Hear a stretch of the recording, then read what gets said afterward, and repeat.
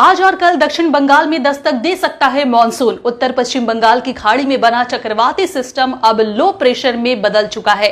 इसका असर अगले 24 घंटों में और भी ज्यादा बढ़ सकता है। जी हां, कोलकाता समेत पूरे दक्षिण भारत यानी बंगाल में, पूरे दक्षिण बंगाल में आज और कल भारी बारिश की संभावना जताई गई है। खासकर दक्षिण 24 परगना और पश्चिम मेदिनीपुर में बहुत भारी बारिश हो सकती है। इसके अलावा पश्चिम बर्धमान, पुरुलिया, बांकुड़ा और बीरभूम जिलों में भी मूसलाधार बारिश का आशंका जताई गई है। निम्न दबाव यानी लो प्रेशर के कारण समंदर भी काफी अशांत रहेगा और तेज हवाएं चल सकती हैं, जिनकी रफ्तार 60 से 65 किलोमीटर प्रति घंटे हो सकती है। इस स्थिति को देखते हुए आज और कल मछुआरों को समुद्र में न जाने की सख्त सलाह दी गई है। हर महीने बंगाल की खाड़ी में तूफान या बारिश वाला सिस्टम क्यों बनता है, आइए समझने की कोशिश करते हैं।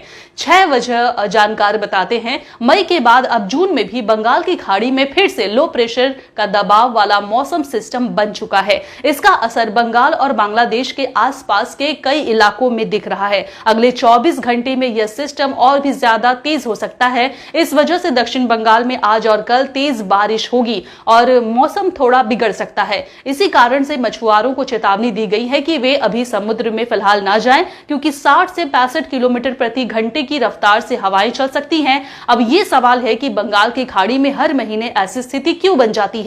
पहले मई और अब जून हर बार बारिश और तूफान की आशंका क्यों होती है? मौसम के जानकारों ने इसके 6 आसान कारण बताए हैं।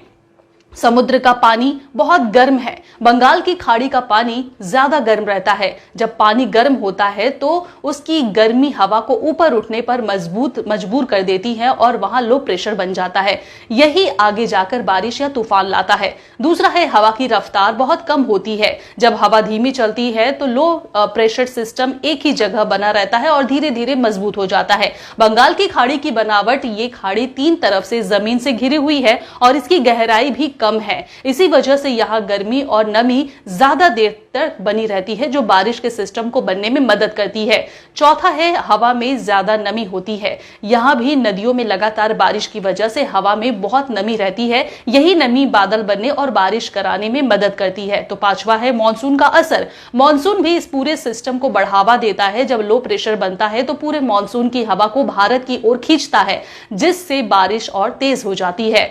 तो इन्वायरमेंट यानी वातावरण की हलचल, बंगाल की खाड़ी का इलाका पहले से ही ऐसा है जहां जल्दी मौसम बदलता रहता है। हल्की सी बारिश या नमी से वहां लो प्रेशर और तूफान बनने लगता है। और अब समझ में आया है ना कि हर साल बंगाल की खाड़ी में लो प्रेशर क्यों होती है।